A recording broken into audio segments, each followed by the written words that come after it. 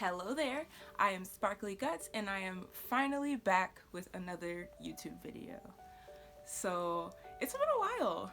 I paused YouTube since I was back at school, and plus school plus COVID was just a lot.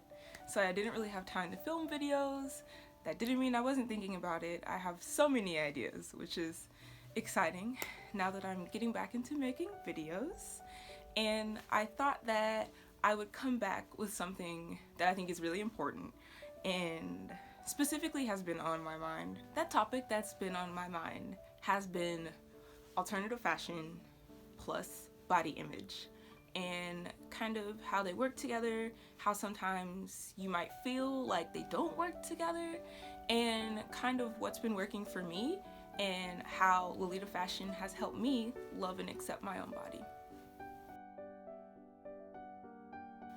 Another part of the fashion that I have found helps me kind of break out of fits of depression or just not having the oomph to go and do things that you want to do because of how you feel is the fact that Lolita and dressing up for me has become a routine. And honestly, it's almost kind of a meditation. It's like when I know it's time to go somewhere, I'm like, oh, I may not want to go, or maybe I'm really excited to go. Depends, but I know I'm gonna take my time, I'm gonna pick out my outfit, think about what I want to portray today. And I don't mean that in a way that I'm putting on a show, exactly, more this is how I feel today. And wearing that on the outside is really rewarding for me. So I'll go and I'll pick my blouse and I'm like, ooh, I don't like this today, or I'll switch around, and it kind of just makes stepping out into the world a little bit easier when you take more time to prepare yourself and how you see yourself. It's more about the internal and less about the external, and this kind of goes back to how I was talking about seeing yourself as being acted upon instead of having agency. And Lolita has definitely helped me feel like I have a lot more agency with my body. It's very interesting to me that the people that are like, Lolita, it can't be empowering, you're so feminine and soft and people are gonna treat you like a baby. And I'm like, okay, but once again, you're referring to my fashion in the way that people are acting upon me. Have you thought about me and my feelings toward my fashion? And I think that for a lot of people that are like, ew, alternative fashion, too weird, I have met a few of those people, but mostly it's either that or people that are like, I don't know if this is right for me. I think there's just a struggle about being seen, and when it comes to wearing an alternative fashion, there has to be a switch where it's no longer I'm being seen and it's I see myself and this is me. And I think I figured that out my second year of college, and I know I've made a few videos on confidence. That is honestly the key to confidence. And I mean that even when you aren't wearing alternative fashion or some sort of way of presenting yourself that is different from the normal. Just if you're going outside in your shorts and t-shirt and you're like, I'm dressing for me, I'm comfortable today, I feel good. That's confidence. And I think that specifically with social media and how we portray ourselves, there's kind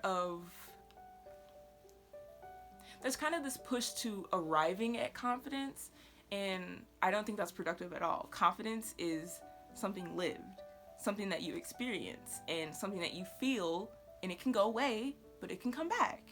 And I think that that's what stops a lot of people from wearing fashion that they love, doing things that they love, because they feel like they haven't arrived yet.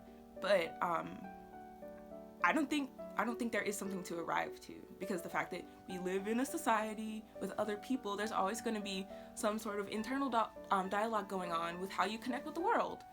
And I really think that finding a fashion for you, or finding that thing you love to do and doing it for you is the key to confidence. It doesn't matter how you're feeling. You could be horrified for the first time you're going outside, but you are confident because you did it. And I think that's where there's kind of a lapse in understanding.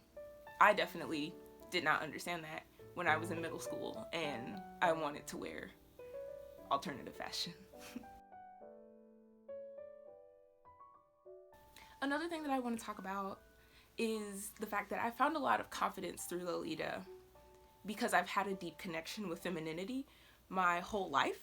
And when I discovered that I was agender or non-binary, I didn't know what to do because I'm like, oh wait, I'm this thing that is not a binary. So I have to be gender neutral. I have to look gender neutral.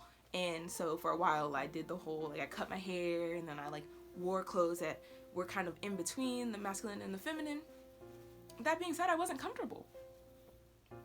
And looking back, I was just doing it once again because I felt like I was being seen, and I was doing it because I was being seen and not for me. When I discovered that I could be non-binary and also wear hyper-feminine clothing, I was like, oh, this is the answer. And through that discovery, I found even more confidence, which I think is really reassuring. Just having that click in your head, like, oh, okay, that is such an amazing moment. And I hope that everyone can experience that in their life in whatever form that it comes to you, definitely. One thing that I have struggled with for a long time that I think will hit home for a lot of people is how my body looks, and that being weight. Because while I was growing up, there was always comments about how I look from everybody, specifically my family, even friends would be like, whoa, you're like so this, you're so that, and then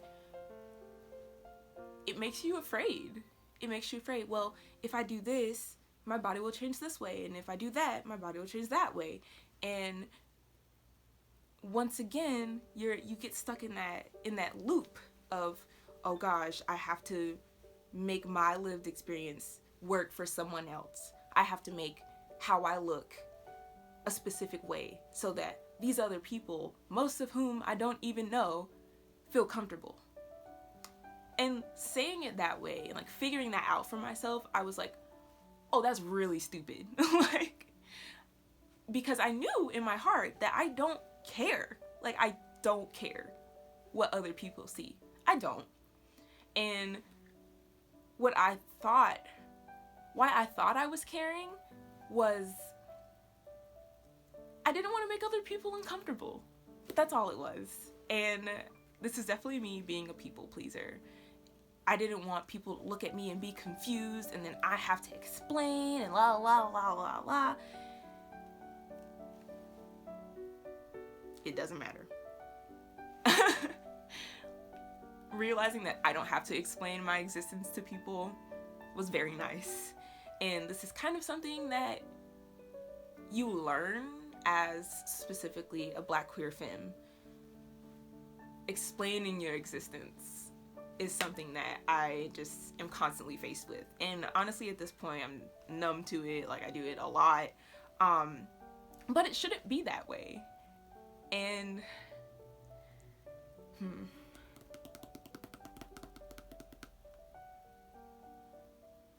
I think this definitely connects with how we see our bodies. If we're constantly having to explain and bare our soul to people, how can we see our body for us? If that makes any sense. It might not, but just slight ponderings. So those were a few things that I wanted to share about my relationship with Lolita and kind of the thought patterns that I worked through to help myself understand my reason for being alive and being here and feeling comfortable in my body. And I think it's important, and this is kind of the hard part, but it's important to understand that how you're feeling has nothing to do with your physical body. It has nothing to do with it. Unless, of course, you're like ill, or, you know, you have certain complications that make living harder. That's different. But how you see yourself, it's definitely what you've been taught. And breaking away from what you've been taught is extremely hard, because since you've been taught to see yourself this way from such a young age, you think that it's the only thing there is. But once again, that's not true. People can change. You can change, and you can change how you see your body. And I think that's an important thing that isn't discussed very deeply online. It's more so kind of shallow acceptance. And this is why I found that following like body positivity groups and things like this don't work for me. They actually make me feel worse about my body, because it's so connected to the physical.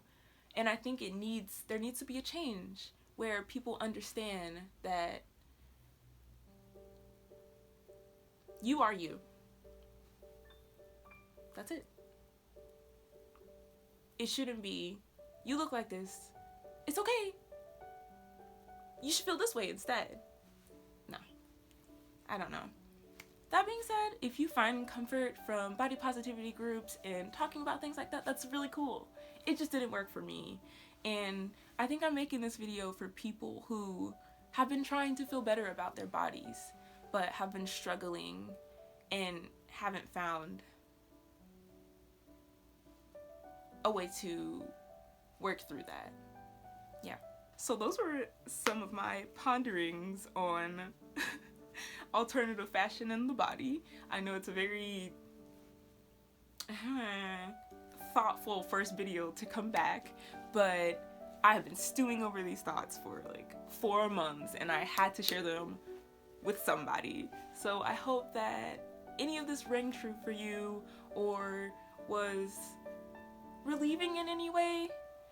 I think that my one takeaway that I'd love for everyone to have is that you don't have to feel like you've arrived at confidence, because that's not real. It's all a process. And take your time. Take your time. Because if you push yourself too hard to arrive at this monolith, you can end up hurting yourself, which is the complete opposite from what we want. We want to feel comfortable and proud of ourselves, so we have to take it slow and find the right rhythm that works for us. Thank you so much for watching. I hope that any of this babble was helpful for even one person, and I hope to see you in my next video. Bye!